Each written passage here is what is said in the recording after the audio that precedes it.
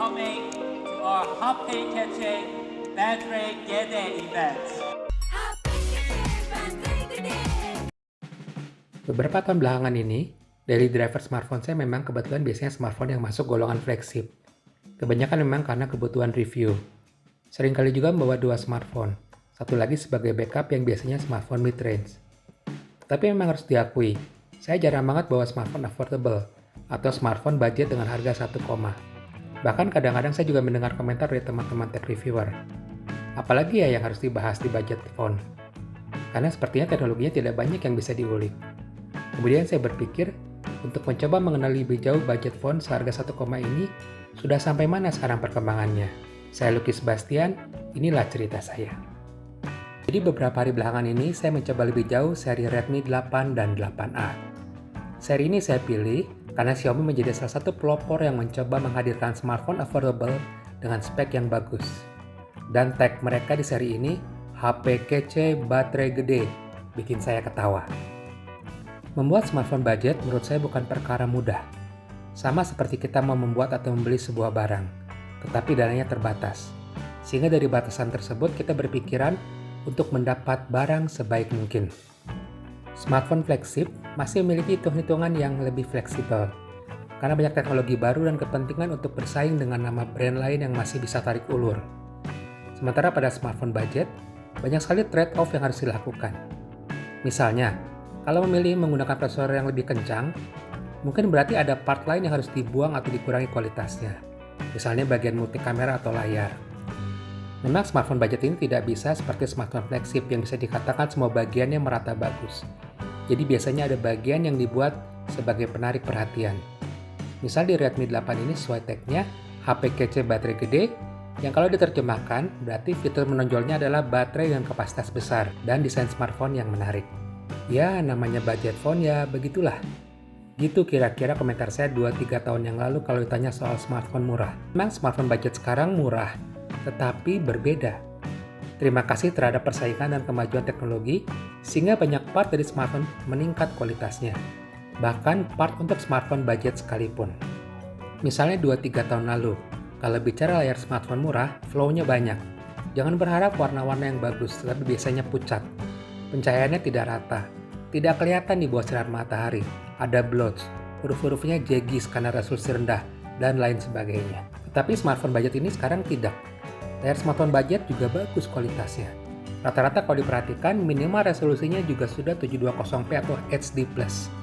Color gamutnya tinggi, warna-warnanya pop-up dan tidak lagi pucat.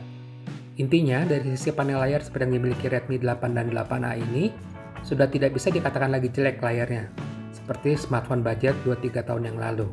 Tentu saja konsumen kita senang dengan angka-angka. Biasanya menurut konsumen, angka lebih besar lebih bagus.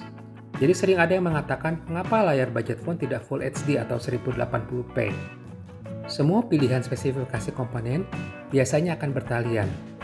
Dari layar HD ke Full HD, harganya bisa melonjak hampir 2 kali lipat. Setiap sen pada komponen budget phone ini harus diperhitungkan baik-baik. Redmi 8 dan 8A sendiri mempunyai kerapatan pixel 270 ppi, sudah mendekati 300 ppi, di mana menurut Steve Jobs menjadi retina display. Mata sudah tidak bisa lagi melihat titik pixel, jadi kerapatannya sudah sangat cukup. Kalau kalian ingat Hugo Bara saat masih di Xiaomi Indonesia, dia pernah bercerita, urusan menentukan jack audio di bawah atau di atas saja pelik.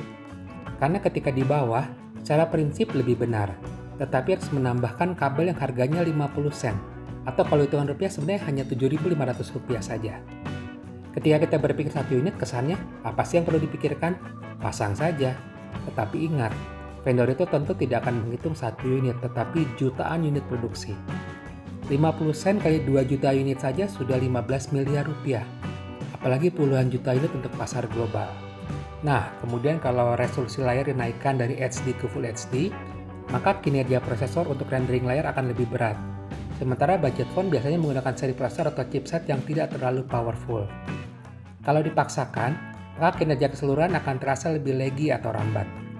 Resolusi layar LCD juga membantu rendering gaming menjadi lebih cepat, sehingga FPS yang didapat saat bermain game bisa kompetitif. Kemudian juga perlu dipikirkan konsumsi daya.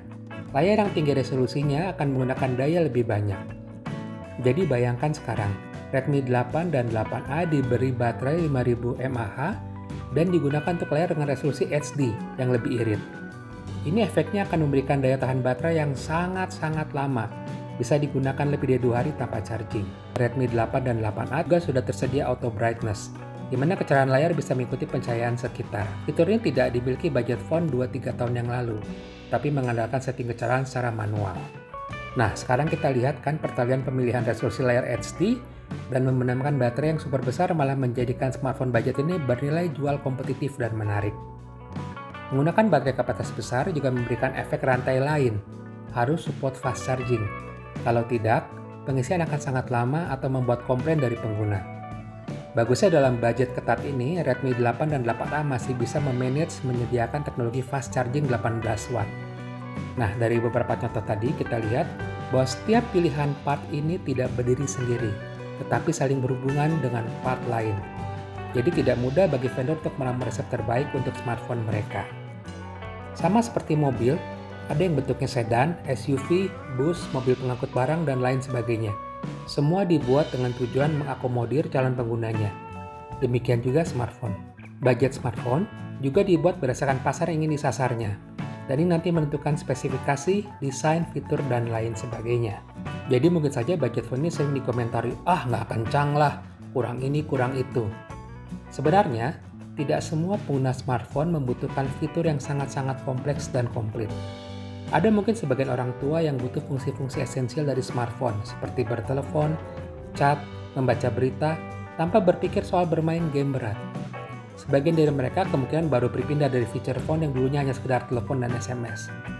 Target konsumen ini cocok diberikan baterai besar, karena feature phone cenderung sangat awet baterainya.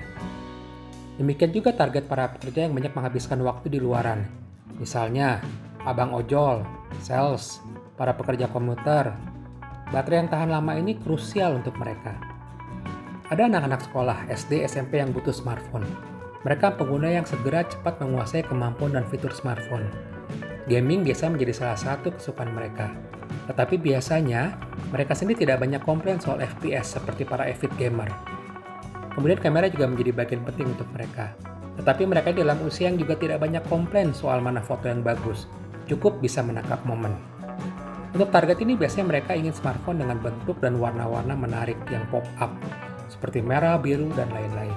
Satu lagi yang kadang-kadang kita lupa, semua market share smartphone Android untuk bisa dimasuki vendor dalam list 5 atau 10 besar harus mengandalkan budget smartphone.